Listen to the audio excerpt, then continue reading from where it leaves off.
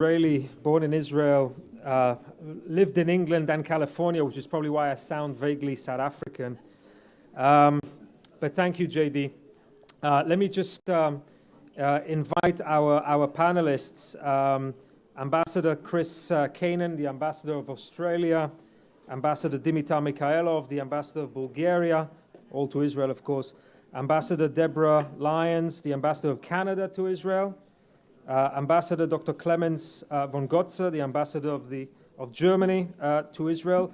Also from Germany, we will be joined by Dr. Borchard, the Director of the Konrad-Adenauer-Stiftung. Representing Kenya, we will have Mr. John Chesoni, the Charge d'Affaires of the Embassy of Kenya here in Tel Aviv. From the Philippines, Ambassador Nathaniel Imperial. And last but not least, from the United Kingdom, the Deputy Ambassador Tony Kay. So let me invite all of you to sit, and we're going to conduct this as much as we can as a conversation, as a sort of a Davos-style conversation. In fact, I'll join you here. Let's just make sure that all of our microphones are switched on and working. So, Your Excellencies, welcome. It's one of the great things about this conference, the ICT conference, that we have the luxury of considering issues of extremism, of terrorism, of counter-terrorism, not just from a narrow sort of security prism, but looking at things more broadly. And what we want to do is to dedicate this session to talking about the diplomatic dimensions, the diplomatic aspects of the global fight against terrorism. And for that purpose, we have, I think, a very distinguished, but also a very experienced and a very diverse panel of diplomats representing different parts of the world. What I'd like to do, and I've sent you some questions in advance for you to ponder.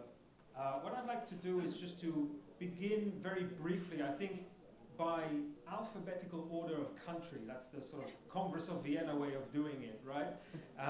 Just a very brief opening remark from each of you. So we'll start with A and then move to B and then C and so on and so forth. Let's begin by defining the threat. And I'm curious to see whether similar patterns of threat assessment emerge from different parts of the world in terms of the sources, the nature, the severity of the terrorist threats that the various countries are facing. But also, and I think a little bit more challengingly, if you could, where in the sort of the hierarchy of national security challenges, national security threats, which of course include not just terrorism, but also the growing assertiveness and in some respects aggressiveness of international giants such as Russia or China, Iran, nuclear proliferation, cyber attacks, even climate change, right, and the effects of climate change. Where in that hierarchy of national security threats would you place existing contemporary terrorism? Perhaps we'll start with Ambassador Cannan from Australia. So. Thank you very much. I'm sure we should have started in a reverse Congress of Vienna order. In fact, we should have started in a who's been here the longest order, and that's not me, because I just joined the role here about 2 months ago. But thank you very much for the invitation. It's an honour to be here at the conference. Obviously, it's no surprise to point out that Australia, like other countries represented here, faces a heightened threat environment. Currently, our national threat level is at what we call yellow probable. That's 3 out of the 5 levels that we have in Australia. They may not have attracted much media attention in each case, but there have been, we've seen 5 terrorist attacks and 13 major terrorism disruptions over the last few years. We've had Australians, of course, caught up and killed in terrorist attacks overseas, in London, Baghdad, and more recently in Barcelona. The incidents that we've seen in Australia, like those overseas, have reflected the prevalence of lone wolf attacks, often using basic weapons against vulnerable targets. But we've seen very recently that we are still at risk from more sophisticated, more coordinated attacks, as evidenced by a successful major disruption in... Sorry, thank you. As evidenced by a successful disruption at the end of July of a major threat to Australian aviation. And I'm sure all of us will talk a little bit about the risk posed by the return of foreign fighters, which certainly we see as a multi-generational threat to Australia and also to our region. And I'm happy to talk a little bit about our region, and I'm sure my Philippines colleague will as well, albeit the main focus of this conference is, I imagine, the Middle East. With the loss of territory in Syria and the loss of territory in Iraq, yes, that's reduced ISIL's capacity to fund terrorist attacks, but it's still dangerous. In Australia, we estimate we have about 110 Australians currently fighting or engaged with terrorist groups in Syria and Iraq, and that's from about 220 Australians who've travelled in the past 5 years, and we do expect some of those Australians to return both to Australia and to our region to conduct attacks and to radicalise. And I guess we're particularly concerned about the unifying potential of ISIS ideology in our own interest, and obviously we're all aware of what's happening in Malawi and the Philippines, and I want to express my condolences to the loss of life of civilians and armed forces of the Philippines personnel, which for Australia has placed a premium on cooperation with countries in our region, in Southeast Asia in particular, to help them respond to the threat of terrorism. And that's partly because of our close relations and interests in the region, but also because Australians ourselves have been caught up by terrorist attacks in the region. People may remember the 88 Australians that died in a club bombing in Bali in 2002. The Australian Embassy in Jakarta was bombed in 2004. But of course we're learning how to respond to the evolving threat environment, both in Australia and abroad. And I won't say much, but I'm sure like many other jurisdictions are focusing on legislative change. 8 tranches of legislation over the last few years in Australia, changing the post-sentence preventative detention regime. We've changed control order regimes, and new offences, including advocating terrorism and genocide, and increasingly strong measures to suspend and to cancel passports of Australians, and the creation of declared areas in Iraq and Syria. But in all of this, of course, as I'm sure we'll talk about, is the importance of balancing the need to protect Australians and our interests while respecting the rule of law and the liberal values that we're seeking to protect through all of this. Perhaps of some interest is the fact that we're undertaking architectural reforms to our organisations, including the creation of a Home Affairs Agency portfolio. So, look, I won't talk much longer because I'm conscious there are many of us. We might perhaps talk a little bit about countering violent extremism later, but with that, I'll pass on to other colleagues. Thank you. Yes, thank you very much, Amichai. I'm honored and humbled to participate in this debate. I will be very brief, and to the point of your question, I can outline 5 major threats and risks for my country. I will put terrorism as the first, number 1. I will put also migration, since Bulgaria is a border country, as you know, and we are bearing the brunt. We are so Shomrei Asaf, as we say in Hebrew. We stand on the border of European Union, and that is also both a risk and threat that we have to take into consideration. Number 3, cyber attacks, of course, to sensitive infrastructure, internet infrastructure. Number 4, energy security. Bulgaria is oriented entirely, about 90% exporting energy from Russia. So it's a monolithic structure of energy supply. And number 5, regional stability. Balkans are notoriously known since the First World War as an area of instability. So now we see some signs of instability around us, and this is what worries us. As far as foreign fighters are concerned in Daesh or Al-Qaeda, I can proudly announce that there is nobody al-Bulgari there. There were 2 cases our services were dealing with, but they proved fake. And from the 3 prototypes, the Western one, foreign fighters that are coming from Belgium, France, etc., or foreign fighters that are coming from problematic area in Eurasia, Bosnia, Kosovo, Russia, Dagestan, Ingushetia, Chechnya. This shapes the second prototype of foreign fighters. The third prototype are countries from Central and Eastern Europe, and I'm very glad to come to the conclusion that it is not only Bulgaria, there are other countries without foreign fighters. So this is not a threat for us. This is not something looming on the horizon that we have to take into consideration. But I'll finish my expose with another possible risk. We have small Muslim communities. These are not the Turkish one, which is a traditional Hanafi Islam, practicing Hanafi Islam, traditional one, but rather a gypsy Muslim community, very tiny community, prone to get radicalized by the so-called neo-fundamentalism. And neo-fundamentalism is a term in science. I mean the radical Salafi / jihadi thought that may penetrate. So we have some signs of small gypsy communities that grow beard and behaved with all these signs of radical Salafi jihadism, although they did not recognize that as, but activity al-akir, as we say. So more or less, this is the picture, and I don't want to exploit this, and rather to pass the microphone to another colleague. Thank you very much. Thank you very much, Dimitar. Ambassador Lyons.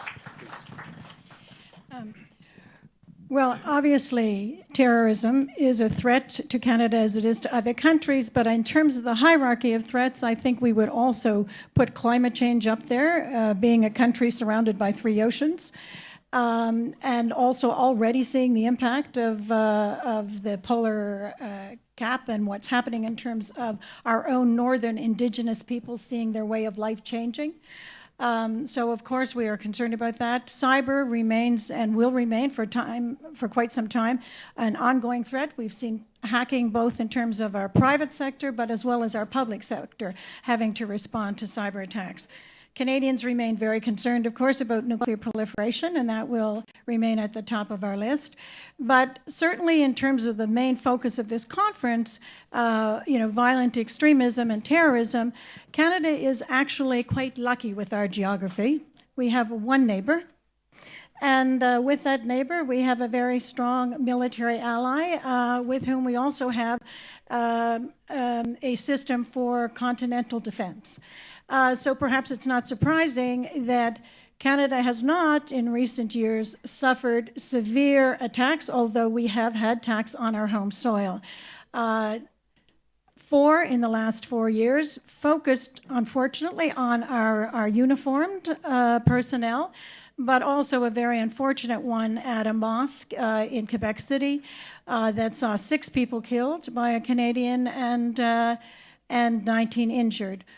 Perhaps in some ways, the only moment of hope in all of that was to see Canadians across Canada come out in candlelight vigils to express their solidarity with the Muslim Canadian community. So I think for Canada, the whole issue of terrorism on our soil hits right at the heart of our social cohesion. We are all immigrants, with the exception of our Indigenous people. We're a large country with a small population of 36 million, but we truly are a mosaic of humanity. And so our principles of inclusivity, of pluralism, of tolerance are really challenged by any of these attacks. And so our government worked very hard in the last few years to look at a strong policy and legislation based on our human rights, based on our charter, based on our respect for rule of law. And since terrorism is clearly an attack on the individual and it's an attack on our democracy and our state, we put in place anti-terrorism legislation that in its implementation must comport to rule of law and to our charter. And this has been a huge discussion amongst Canadians, because as my Australian colleague outlined, the whole balance between the individual rights, individual privacy, and yet how the state is responsible for protecting the citizen. I think the biggest challenge for Canada, or the bigger challenge, I should say, is that more Canadians are killed beyond our soil than within our soil. And so in that same 4-year period, we had almost double the number of Canadians killed in terrorist attacks in Indonesia, in Jordan, in Burkina Faso, in London, in Barcelona, the list goes on. And so our government, our diplomatic world, our embassies, as we all adapt in the last 10, 20 years to the incredible shift that terrorism has brought to our profession of diplomacy, we have to figure out, how do we protect our citizens around the world when at any given time 10% of the Canadian population lives outside the protection and the boundaries and the border and laws of our country? So that means working with others. That means conferences like this. That means sharing. That means new development efforts. That means different foreign policies. That means different ways of communicating. That means working with non-state actors. And I hope we get a chance to come back as well to the very critical issue that was mentioned earlier by one of the speakers, the importance in our foreign policy and in the work we're doing in development and economic prosperity to look at the role of women. A recent study I'll just touch on quickly, done in 2016 of 174 countries, revealed that the single most critical indicator of the stability of a country was not its level of democracy, was not its level of wealth, and it certainly was not its ethno-religious identity. It was how that country treated and engaged women. Even a democracy that has a violence record toward women is more unstable than non-democracies. So I think the whole challenge that terrorism has created to us, and some of your speakers mentioned it earlier, in terms of how we see the world, how we see ourselves as a country, is really being manifested now in a different diplomatic service and a different manifestation of how we work with one another. Thank you, Ambassador. We will return to the issue of diplomacy and policy responses, and whether we have enough in place, whether we need to develop our multinational institutions further, exactly in the directions that you note. But I'd like to just try to get a picture of perceptions of threats so that we can identify similarities and differences. So Ambassador von Goetze, please. Yeah, thank you. For Germany, definitely the most immediate threat is terrorism emanating from international jihadists. But before coming in detail to this threat, Ambassador Lyons has mentioned different threats we are facing in the world. I would not like to make a hierarchy of these threats easily, but for Germany it plays a particular role that we are a member of NATO and the EU, so we are part of a well-established security architecture in Europe that gives us a clear protection against the classical conventional threats. I don't say that they don't change, but at least we are well integrated into a system that gives us protection from these threats, whereas the terrorist threat has really changed over the last years. I mean, all these attacks that we had to see, and Berlin experienced also a tragic attack done by a lorry that entered into a Christmas market in Berlin last December. So these kind of attacks that are perpetrated with not the classical means of explosives, but using a truck or cars. So this is a threat we are facing in EU.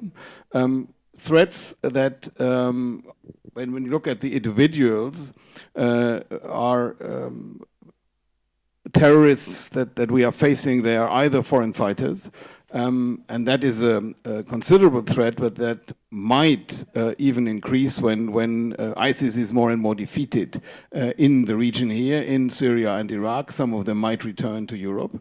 But also we see in Germany and in Europe a rise in numbers of people who radicalize themselves through the internet and then commit attacks on more or less an individual basis, which is very difficult to detect by our security services.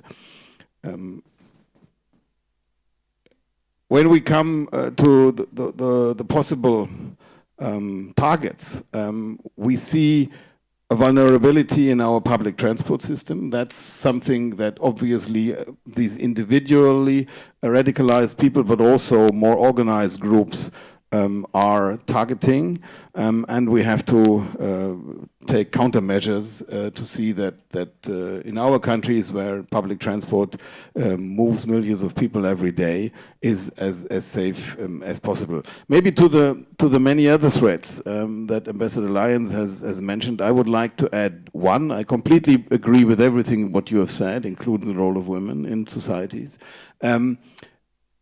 Failed states. I mean, we are facing a lot of threats that do not emanate from aggressive behavior of countries or states or classical states, but quite the opposite, that hit us because there is a vacuum of government services or even a vacuum of power in some parts of the world that then creates migration, but also creates space for terrorist organizations or even just criminal organizations to operate. And the power void we have seen in Libya and in other countries is something that requires a lot of effort going beyond our classical diplomatic means, and maybe that's something we can also discuss in the second round. Thank you. Indeed, absolutely.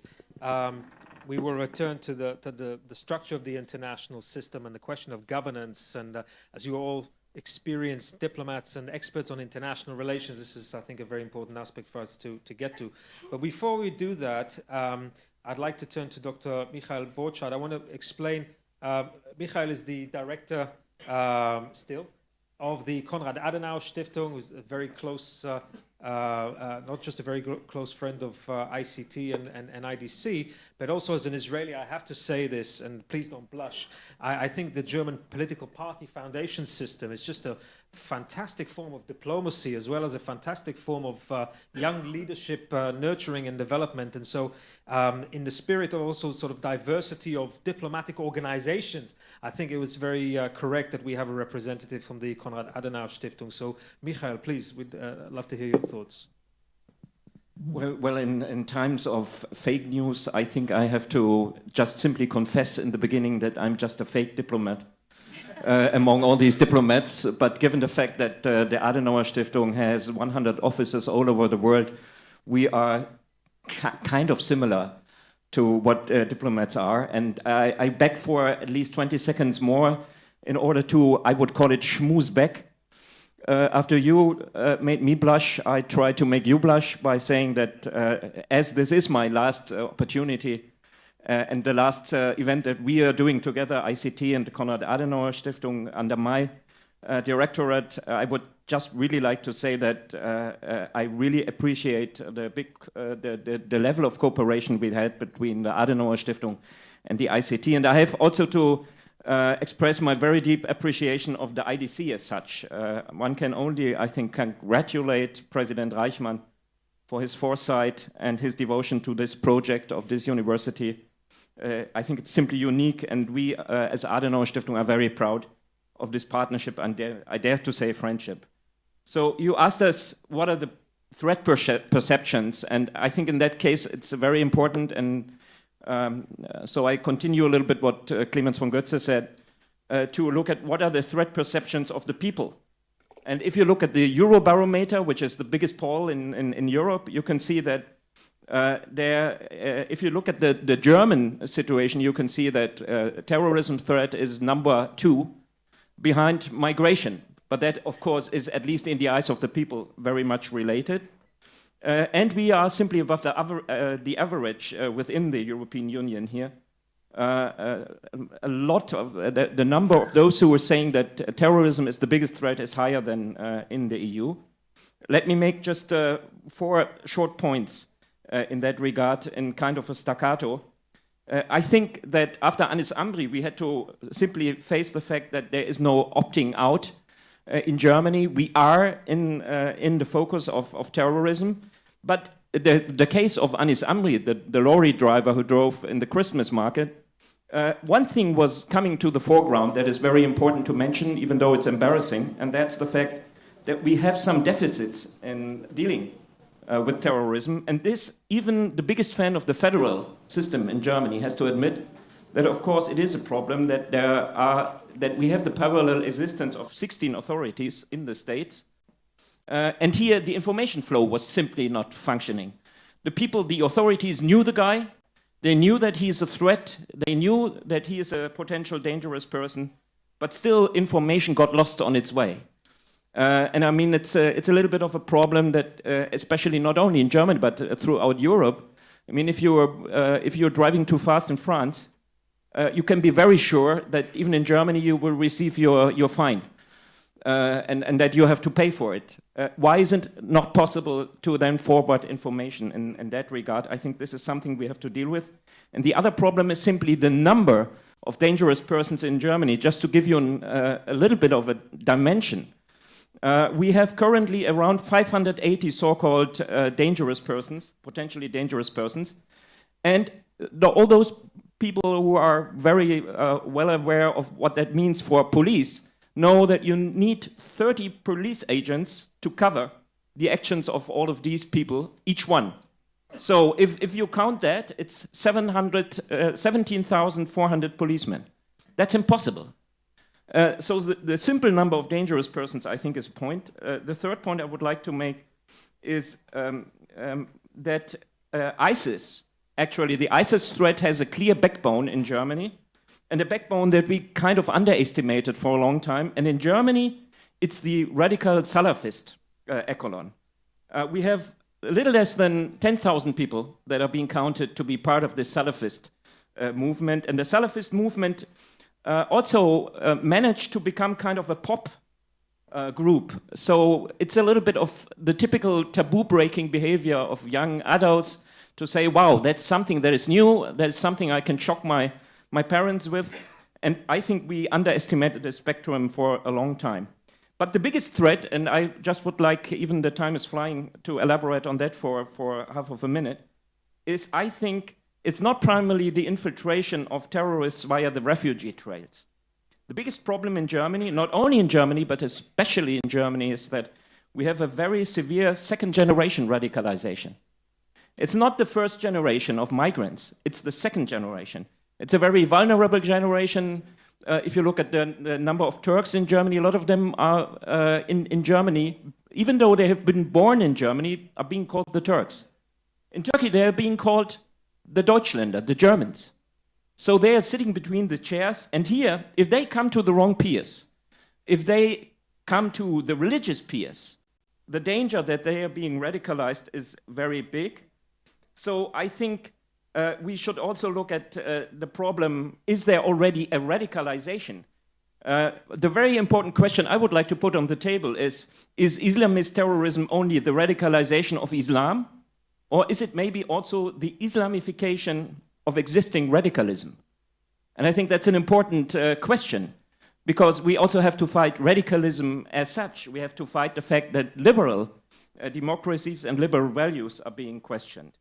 And so the fourth point I would like to make, and then I finish immediately, is if we look at this homegrown terrorism, I think that we also, before we even think about counter-terrorism, which is the immediate action to prevent terrorist attacks, I think we should also have a structurized integration policy, education policy.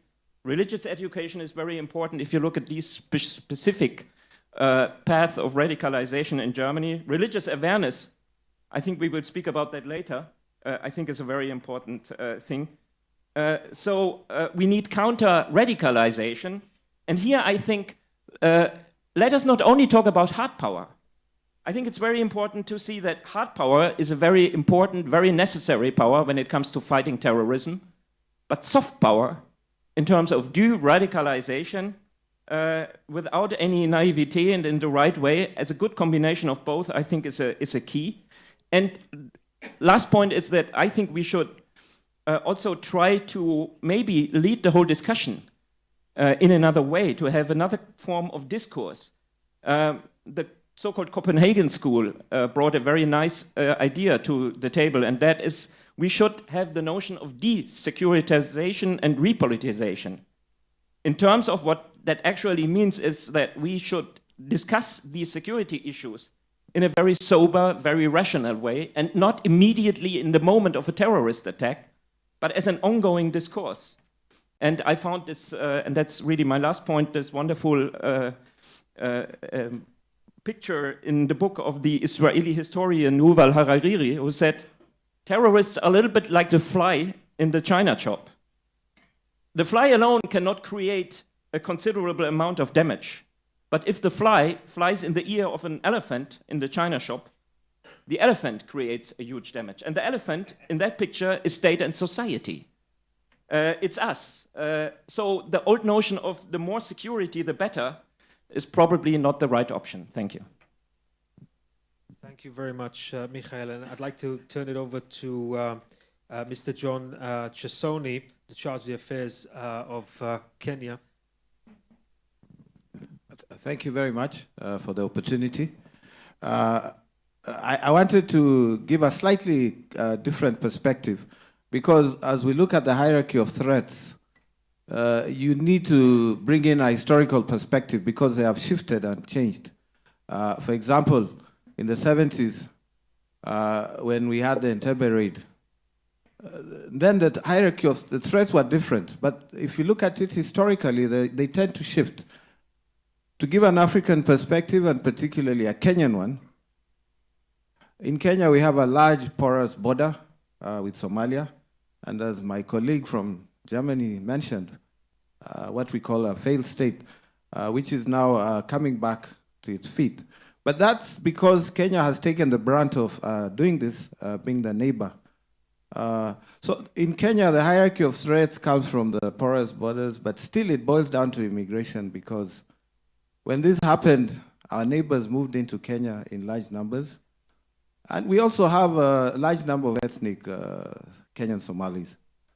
So when you hear about Al-Shabaab, and in terms of that threat, it comes largely from the porous border. However, it has shifted, because as you all had terror in the mall, the Westgate attacks, no one expected this to happen. But in Africa and in Kenya particularly, the threats have come from the, how do I put it? The presence of our Western friends, because the first really major terrorist threat that the world did not really pay attention to was in the 1998 bombing of the of the American embassy. And you can see this, how important this topic is, terrorism and the diplomatic perspective. That was an embassy that was bombed. And it changed forever how Americans build their embassies. So this hierarchy, while it shifts, in particular in regard to Kenya, also unemployment has proved partly, but it could be an oxymoron, because nowadays, even when Al-Shabaab are radicalizing youth, they've targeted Kenyan youth in universities. So I think my contribution is just to note that even as we discuss the hierarchy, it tends to shift from time to time. I look forward to discussing later the issue of travel advisories, as my colleague from the Canadian embassy noted, the ambassador. Their nationals are out of the country, just like other countries. So how do you protect them? And I just want to posit that these travel advisories don't necessarily do it, but I'm jumping the gun. Thank you. Thank you.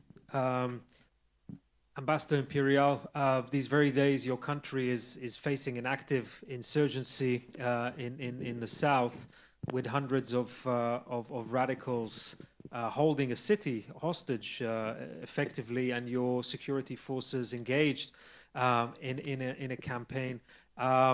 Could you tell us a little bit about the situations in the Philippines, but also your sense of sort of this hierarchy of threats, if you can sensibly discuss a sort of a hierarchy of threats from your point of view? First of all, shalom lekulam, and thank you for inviting me to be a panelist here. The Philippines considers terrorism as a top national security issue. It's not as big a threat to us as the two current insurgencies in the Philippines, but certainly it's a very important priority of the government. And in fact, after the attacks of Jemaah Islamiyah in the late 90s and the first decade of 2000, the Philippines, together with other Southeast Asian countries, have securitized terrorism as a top security threat, thereby enabling us to muster the public support for new legislation on counter-terrorism measures and devoting more resources to battling terrorism, as well as forming new bodies to combat terrorism within the military and the police, as well as the Anti-Terrorism Council.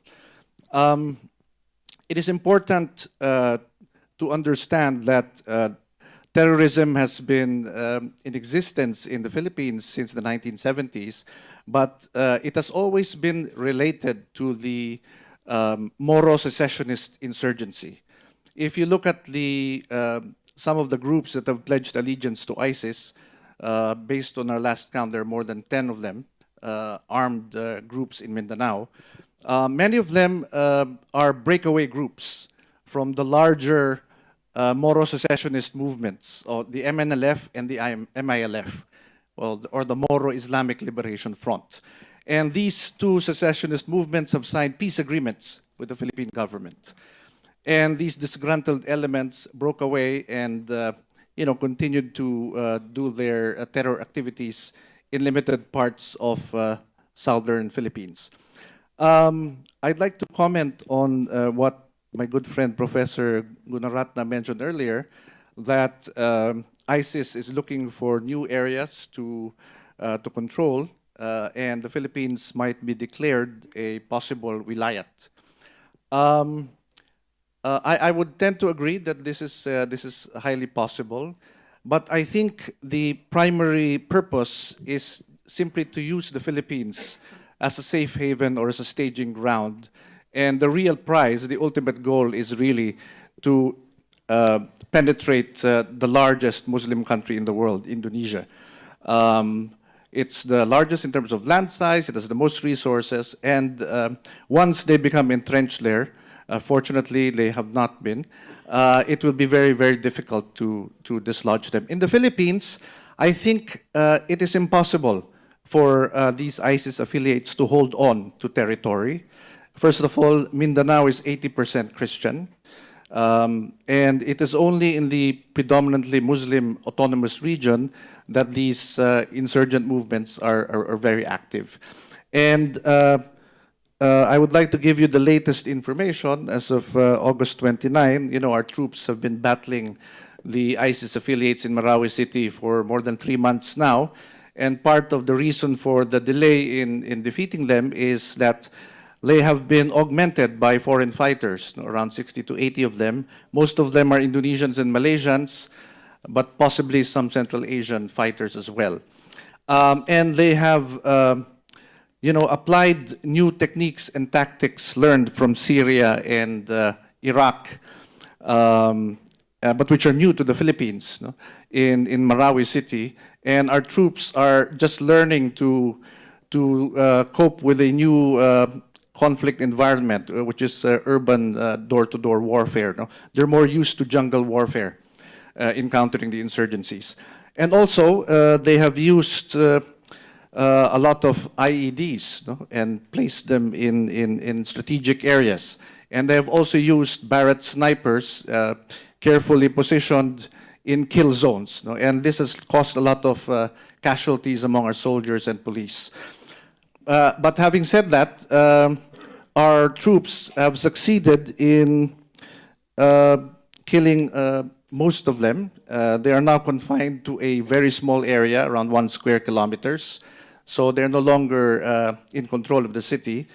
But what's delaying it is that they have used human shields, another tactic learned in the Middle East, and in large numbers. Our troops were able to free 1,728 hostages, but the ISIS affiliates are still holding about 30 hostages. And it's only a matter of time, of course, before they are eventually defeated completely. And I feel that they have failed in their major objectives. First, they have failed to attract adherents from the main secessionist group, the MILF. Without the support of the MILF, the ISIS affiliates cannot hold territory in Mindanao. Surprisingly, the MILF has demonstrated organizational discipline, and they are in fact running after the other ISIS affiliates that broke off from the MILF, the BIFF, together with our armed forces in other parts of Mindanao. And secondly, the ISIS affiliates thought that they would be welcomed as liberators by the Sunni residents of Marawi city, just as ISIS was welcomed at first by the residents of Mosul. That did not happen. In fact, it has alienated them from the residents, who all evacuated to government evacuation centers.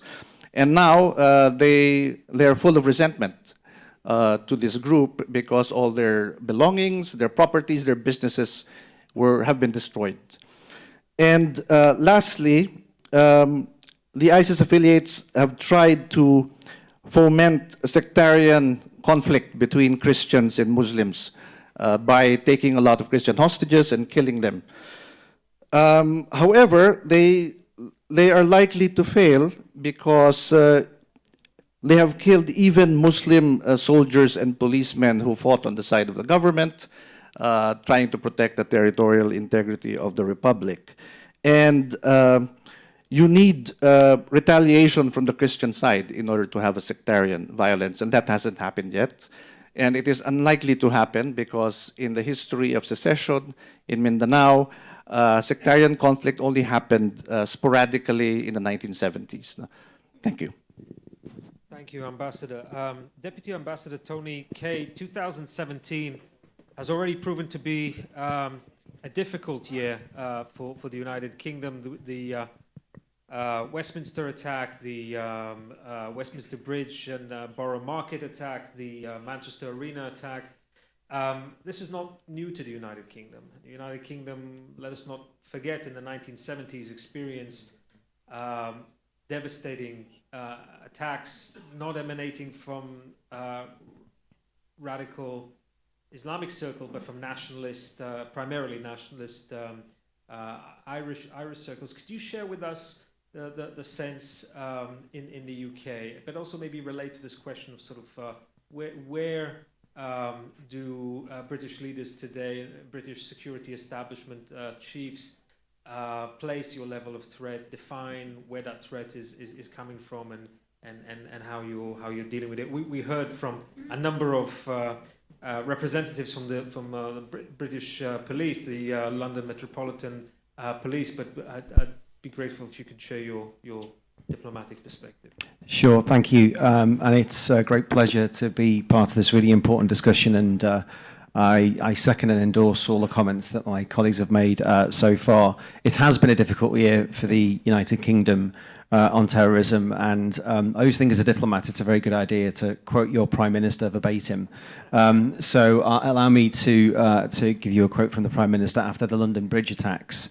The recent attacks are bound together by a single evil ideology of Islamist extremism that preaches hatred, sows division, promotes sectarianism. It's an ideology that claims our Western values of freedom, democracy, and human rights are incompatible with the religion of Islam, and that is an ideology that is a perversion of Islam and a perversion of the truth. We need to work with allied democratic governments to reach international agreements that regulate cyberspace, to prevent the spread of extremism and terrorism planning. While we've made significant progress in recent years, there is, to be frank, far too much tolerance of extremism in our country and around the world. So the Prime Minister has said it very clearly that that spread of extremism, Islamist extremism, needs to be tackled in a greater way and with a lot more depth. Our own strategy for this is called Contest. It has 4 pillars: prevent, pursue, protect, and prepare. And it's quite notable that the very first one is prevent, and that's safeguarding people from becoming terrorists or supporting terrorism. We're doing quite a lot on that, and I completely agree with the comment made earlier about that combination of soft power, if you like, with hard power. We're doing an awful lot of work and research and efforts in terms of engaging communities, going into schools, going into colleges, giving families support. If they feel that members of their families are becoming radicalized from whatever source that is, it's a good thing to approach the authorities on that. We want to give them support. We want to give the individual support so that they turn away from that extremism and don't do anything that is devastating, not just for themselves, but for the broader community as well. So in terms of that hierarchy, I mean, it's absolutely there, and it was quite notable that the Prime Minister, when she was elected on the 9th of June, really focused on tackling Islamist extremism in her comments. I mean, there's lots of successes that the UK has made on countering terrorism recently. We've stopped something like 20 plots in recent years, including 5 since the Westminster attack back in March. In the last 6 or 7 years, almost 2,000 people have been arrested for terrorism-related offences. 120,000 people have been refused entry to the UK. So there's been lots of progress made, but I think we think there needs to be a greater effort to tackle the space that extremism can take place, and often that is on the internet and using social media. There is a real responsibility for the communication service providers to do more on addressing this. There's a lot more that social media organisations can do as well. We've engaged with them in quite a lot of detail this year, and it's really encouraging that the Facebooks and the Googles and so on have agreed to a set of voluntary principles. We want to see those deliver real progress, and if they don't, then we'll start looking at legislative and regulatory reform as well. There is a role for the security services, of course. We've boosted our numbers in the security services to a large extent, and we want to develop our cooperation internationally with our Five Eyes partners, with our European partners, and it's worth saying that you might have heard that the UK is leaving the European Union. It's been in the news recently. There'll be lots of twists and turns on the Brexit process. But one issue where I think there is absolute consensus with our European partners is on the importance of that security cooperation. And you mentioned our colleagues from the Met Police who are here this week. The Assistant Commissioner, the number 2 in the Met Police, who is in charge of counter-terrorism operations in the UK, has said that actually that security cooperation is actually enhanced since the referendum. So that's something that won't change. Lots more to discuss, but we'll open that up. Thanks. Thank you very much. So I'd like to spend the rest of the time that we have really kind of talking about 2 issues. One is sort of the role of diplomacy, but also the very rapidly changing nature of the international system and the diplomatic challenges, the political challenges, the institutional challenges, in many respects the legal challenges that are confronting us in this very rapidly evolving world. I think it's sort of fair to say that all of us were sort of born into a world, and we are sort of part, or you are rather, as sort of diplomats, part of a notion that we live in this world composed of functioning sovereign states. That these states are responsible for ensuring a monopoly on the means of violence within their territory. They're responsible for preventing the export of threats to other states and internationally, and so on and so forth. But I think we all understand that to a great extent, or at least in large parts of the world, is increasingly becoming a myth. We've mentioned this phrase, failed states, right? And of course, like nature, the international system does not tolerate a vacuum. Where there is lack of governance provided by the state, alternative actors will come in, and in particularly in North Africa and the Middle East, but also in parts of Central Asia, Sub-Saharan Africa, the actors that come in to fill the vacuum are violent actors, radical actors. And so we've seen a very rapid qualitative change in the nature of terrorist organizations away from being sort of small clandestine organizations that are spending most of their time and energy escaping state authorities towards groups like Hezbollah or like Daesh or like Hamas that are sort of semi-state-like, or what Borchard calls sort of hybrid terrorist organizations that oftentimes control territory, control populations,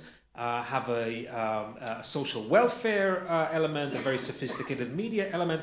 How do you as diplomats think about that transformation of the nature of the international system?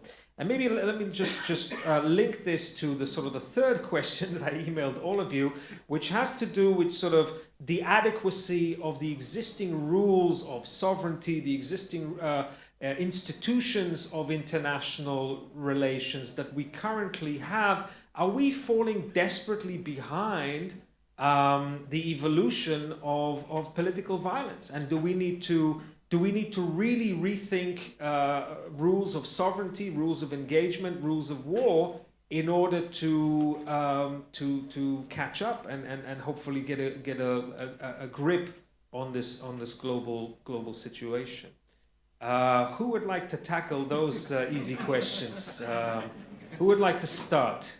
Dimitar, you're smiling knowingly. Please.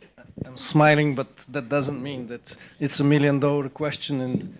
And of course, you started as a short question, but really you opened the Pandora's box. Very briefly, if we conceive that the international system comes from Westphalia agreements in 17th century, and then it is a product after the Second World War, we will see that we are facing a different world, that Tom Friedman announced that it's completely flat, globalized, with IT technologies. But I would mention several important reasons and give the floor to my colleagues, especially in Pax Islamica and the Middle East. The first one is fragmentation of political structures, what we witnessed as return to Sykes-Picot state of play. And then, most importantly, I would mention the fragmentation of religious authority in Islam. Because recently we have, of course, Islam is a multiple phenomenon. We have many forms of Islam. But during the last two decades, we really witnessed something that seems very un-Islamic, even if we judge it. So we are facing a completely different picture. We are facing a map of Middle East with different groups, militias, gangs, terrorist organizations that has nothing to do with the Middle East in 20th century. And if we go back to, just as a basis of comparison to the two strategic documents, one of the United Nations and 2005 EU strategy to combat terrorism, and both of them, they are based on 4 pillars. We'll see, unfortunately, how outdated and obsolete they seem to this rapidly changing. And finally, I will mention something that is a moral, it's more a moral decay. I mean, in the Salafi jihadi circles, if you go back to the main ideologies as Abu Bakr Naji or Abu Musab Suri in their works, you will see that they're coming to an extremes never known in Islam. They're crossing all borders. They're able to do anything, to chop heads in front of cameras. So we are facing a world that has never been both structurally, morally, and unfortunately our tools, when we look at our toolbox, we see that these are very outdated tools. Thank you. Thank you. Ambassador Lyons, you mentioned international development and the need to expand our toolkit. How do we conduct foreign policy towards failed states? I prefer to call them areas of limited statehood. How do we engage non-state armed groups in places where they exercise de facto authority, but they're not the legal, from an international point of view, the sort of the legal sovereigns of the state? These are fundamental questions about the nature of the international system. So a very bad example is the day that I baked a cake for a warlord in Afghanistan because I wanted him to agree with our literacy program for women in his constituency. It partially worked. I did want to comment on my experience in Afghanistan and follow up from my colleagues. I think that what I experienced in working for 3 years in Afghanistan was that there are some real challenges that the international community, we as diplomats, are facing as we work in these, you call them limited states, all right, or post-conflict states, failing states. One is, I think, we have got to figure out how to be as resilient as the bad guys, if I can put it that way. I think that we have a tendency to look at some of these engagements as having a different timeline than the insurgencies, than the groups that we are dealing with. I think we as the international community learned a great deal in Afghanistan about how we work together, how we work both within our governments, but how we work with one another, and saw ourselves in some ways contributing to the corruption and to the chaos because we were not well coordinated, because we did not work together in our development projects, and we were being played off against one another. I think we've gotten a lot smarter after Afghanistan. It was, in some sad way, a learning ground, an incubator for us as diplomats, both in our development efforts and our political efforts, and I would argue in our security efforts as well. And I think we're seeing those lessons being applied now in Iraq, and hopefully to a better end. I think we also have to get better as diplomats at explaining to our capitals about timelines and the need for strategic patience, as was mentioned earlier, and help them to articulate that to the taxpayers and to their electorate, because we're not very patient as the international community. And I think the whole aspect of our toolbox as compared to that of the terrorists and the various insurgency groups and their sense of the timeline is very different. And we have got to think through that more. We have to look at how we coordinate with one another more, how we actually make sure that we're building one to the other. And I would agree with you that we have to think carefully about how we engage with non-state actors. A wonderful Canadian general named Romeo Dallaire, who was it was the UN peacekeeper in Rwanda at the time of the horrific genocide. He wrote a book that I thought was very appropriately entitled Shake Hands with the Devil. And I thought of that many times as I did my work in Afghanistan and since. And I think we do have to think through how do we engage now with many of these groups.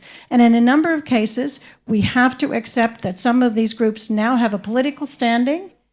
And going back to the point of one of the earlier speakers, have in fact more of a trust with the local population than we do. And we have to work through the communications for that and perhaps reestablish, not in a very pretty way from our perspective, but how we will work with these non-state actors and some of these very unsavory characters to build a new normal.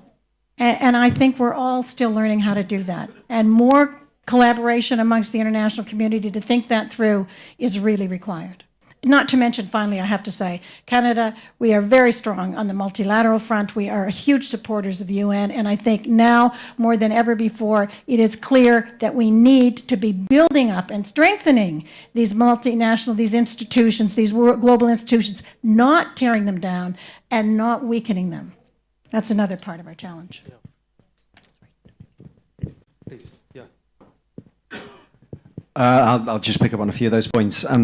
I completely agree with all of that. Britain always agrees with Canada on most things. You know, we might invade. Not enough space. The international mechanisms and the international community as it currently is defined. I mean, when you look at the UN, when you look at the European Union, when you're looking at NATO, when you're looking at G7 across the piece, all of those are effective in their own different ways. Where they become ineffective is where divisions within the membership leads to inaction, basically. But there is precedence as to where if that international general consensus within the existing international system is not achievable, then global coalitions can be formed to real effect. So when you're looking at the global coalition to counter Daesh, particularly in Iraq, 71 members of that global coalition, and Daesh are on the back foot there. The caliphate is losing, absolutely, and the numbers back that up. They've lost 62% of their territory in Iraq, and that's shrinking all the time. Over 50,000 Daesh fighters have been killed. So where those sort of traditional mechanisms don't quite work, there is absolutely still a space for global coalitions against specific threats to the international community. On the amount of interaction that one can have with non-state actors, I mean, it's always difficult politically for any government to say that they're going to engage with a non-state actor. And I think of that through the prism of ongoing speculation, discussion, in the press and elsewhere about, whether the international community should engage with Hezbollah or engage with Hamas. Always politically very difficult because these are fundamentally, the terrorist arms of those organizations, and the political wings are doing a lot to undermine Gaza, a lot to undermine the state of Israel, a lot to undermine the region, a lot to undermine Lebanon. But I also think about a few years ago I was on the Colombia desk, and a very effective peace process has been in train there, and that is not achievable unless people were engaging with the FARC and with the ELN. So these are big questions, and the important thing is that they are active, live questions that people are thinking through and not immediately put into a box. Thank you very much. I think this is also a good point for me to come in to give a somewhat different, well, the same perspective from Kenya along the same lines. I first want to bring out the point that what happens anywhere, whether it's in our so-called developing countries or in the first world, whether it's in Paris, it affects all of us. And I think this is a very, very important message we need to come away from here. Because in Somalia, the African Union was a bit unhappy with the reduction of support by the European Union to AMISOM to combat Al-Shabaab. And when that happens, you find that in the end, that problem does end up in Europe or in the United States. For example, when we had piracy, first nobody paid attention to it until it started affecting everybody. So whatever is happening anywhere in the world, we need to pay attention. Secondly, and I think even more important, prevention is better than cure.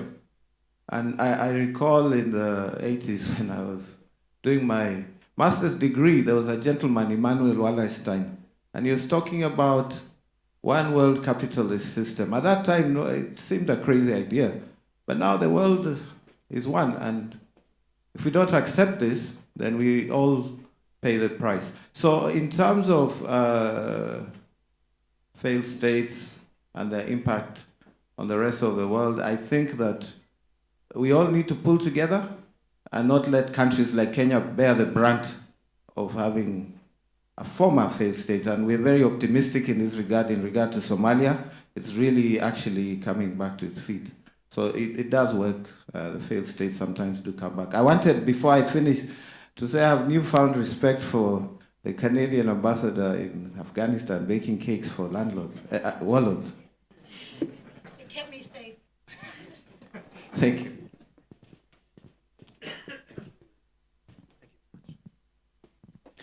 Yeah, thank you very much. I would like to come back to the point that Ambassador Lyons and Tony Kay have made. We have international institutions, and I mean they are imperfect, and often they do not work as effectively as we wish. But in many cases, they have. And whenever there are deficiencies, let's work on them. And I mean, we have the UN, we have the OSCE, we have the EU, we have the G20. So there is already a large structure which we can rely on. and we have to adapt it to the very individual situation. I mean, facing as the Kenyan colleague mentioned, facing the crisis in Somalia was a very unique experience for all of us. But I mean, we were able to control the piracy question, which was a very serious threat to international trade and was a very strong terrorist threat also. The situation in Somalia, which looked very, very desperate for many years, I agree. I mean, the help was not coming immediately, but a lot of efforts of the international community have contributed, and the UN has played a role, EU has played a role, AU has played a very strong role, and we have managed to forge our interactions in a way together that it was effective. And then we have to learn of good practices, and maybe the fight of ISIS is a good practice, because in that respect we have created even an ad hoc coalition, and this ad hoc coalition has tackled the financing question, it has tackled the propaganda in the internet, and it has tackled the military task in a way that we have not done it before. So let's take these positive experiences forward, learn from it, and do it better the next time. Thank you. It's a big topic. The session we had before this one looked at sort of the future of ISIS, and I think it's fair to say there was quite a lot of pessimism, because the sense is that yes, while ISIS has been degraded, it certainly has not been destroyed, and more fundamentally, we are unlikely to see the return of some kind of stable order to this part of the world, which of course creates conditions for the resurgence, if you like, of these types of groups. And all of this is happening at the time when the West, post-Afghanistan, post-Iraq, post-financial crisis, has far less appetite for large-scale state-building expeditions, fewer resources, and so on and so forth. So this is going to be a major, major challenge. I, being an Israeli, have to end with a discussion about Israel a little bit. The outgoing ambassador of the European Union about a week ago, Ambassador Lars Fargog Andersen, created a little bit of a kerfuffle in the Israeli media when he gave a sort of a farewell speech and made the outrageous statement, I'm being facetious, that perhaps Israel might also have something to learn from Europe when it comes to fighting terrorism. And I want to use that to ask you to perhaps share with us in a few words what your country's take away from the Israeli experience, successes, failures, but also what we might learn from you, if we may be so humble and bold to ask you what we can hear from you. What I already said when I made this opening statement, I said that I think we should have a very good combination of hard power and soft power. And I think here comes the relation between Israel and the EU, also between Israel and Germany, into the game. Because I think that Israel is, of course, a very, very good, very sound, very experienced provider of ideas, of best practices when it comes to hard power. The way security services work together, the way you deal with immediate threats, the way how you uncover these kind of things. So I think we can learn a lot, and I don't need to go into the details. But as I said before, I think there is the immediate necessity of de-radicalization even before it becomes terrorism. And I think Europe is not as bad in this regard. So maybe we can look at each other. But what we should immediately try to avoid is the wonderful German word of a mutual sense of Schadenfreude. I think could be translated to English by gloating. And if we really look into the details, we see the Schadenfreude on the German and on the European side when it comes to Israel is, well, they have this amount of terror because they seem to be unable to put an end to this conflict, and they are not moving towards peace. And this is why they have terror. That's a damaging and wrong perception. And it's very unsubtle and very undercomplex to see it that way. But I think we should avoid the same thing on the Israeli side, saying these Europeans are naive when it comes to immigration. They have these multicultural dreams. I mean, we really have to see and look at these ambassadors out of the European countries that UK has been hit severely since decades with terrorism. Spain, devastating terror attacks almost a decade ago. So let's not play the game of we have the terror and you're just starting. I think exchange in terms of how do we deal with these issues when it comes to values. And let me say a final thing which is sometimes unpopular in Israel. And it might sound naive, but I think it's not naive. Let's simply see that a lot of terrorists and ISIS, especially in the moment of a possible defeat, still is following the notion we love death, and they, the West, the others love life. And I think this is coming back to the round we had before.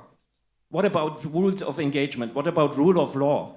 What about our, let's say, kind of outdated Westphalian perception of what a state is like? In terms of values, it's exactly what they want is us to kind of step away a little bit of this essence and this relevance of rule of law. And if we play their game, we already lost the game. Thank you. Ambassador Cannan, would you like to comment on this? Thank you.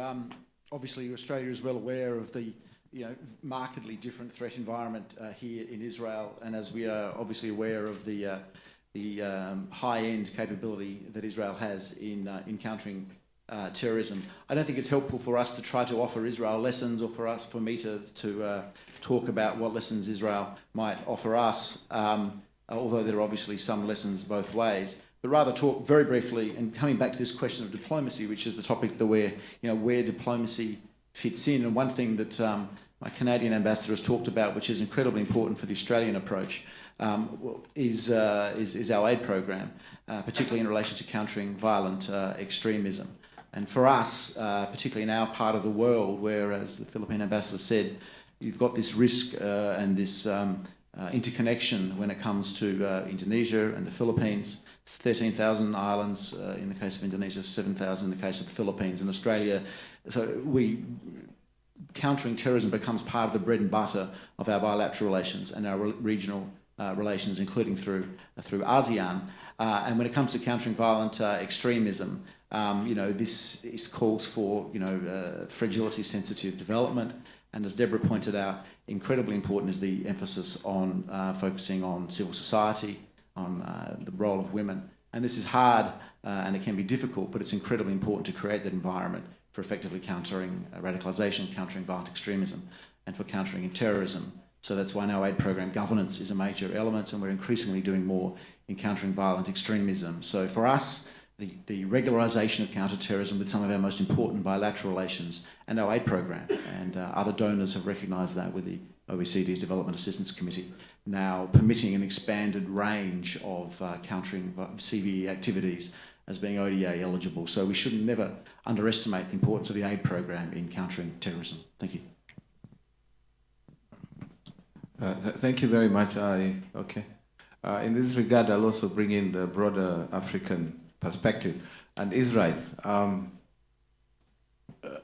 Generally, Africa and Israel have had a very deep and broad cooperation, but specific to Kenya, our history in terms of countering terrorism goes a long way to the 70s, when terrorists would target Israeli interests in Kenya, for example, at the Norfolk Hotel. Also, as I mentioned earlier, Kenya was instrumental in the success of the Entebbe raid by allowing Israeli jets to refuel in Nairobi. So our cooperation with Israel in this regard goes a long way. However, it's been deepened more recently. You know, Kenya normally sends retired generals. I'm not a general, but we usually send retired generals to work in Israel as ambassadors. And the reason is obvious, because we want to tap on Israel's rich experience in counter-terrorism. In more recent times, even with the 1998 bombing of the American embassy, it was Israelis who were first on the ground in helping us rescue those who were trapped. They used their assets in terms of disaster management. So we've learned a lot from Israel, but also because of the cooperation, I know they also learn a few lessons from us. And yeah, thank you.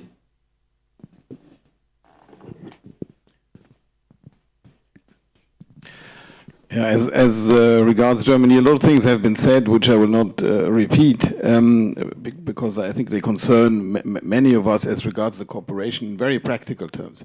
I would like to remember that just a few days ago, President Rivlin was present in Germany to open a memorial on the tragic death of the Israeli sportlers at the Olympic Games in Munich 1972. So we have experience on terrorist threats against Israelis in Germany, and they're very tragic. And since that, we feel anyway a very strong historical responsibility for the security of Israel and Israelis in Germany. But that was also an experience that brought us forward to intensify this cooperation. And I just would like to make it very clear again that we stand to this and we will continue on this path. Thank you. I would just like to say that we greatly admire the clarity of strategic imperatives among the Israeli policy-making elite and the security establishment here. I don't know if such a thing can be imparted to other countries, but it's certainly remarkable to observe it and to learn from it.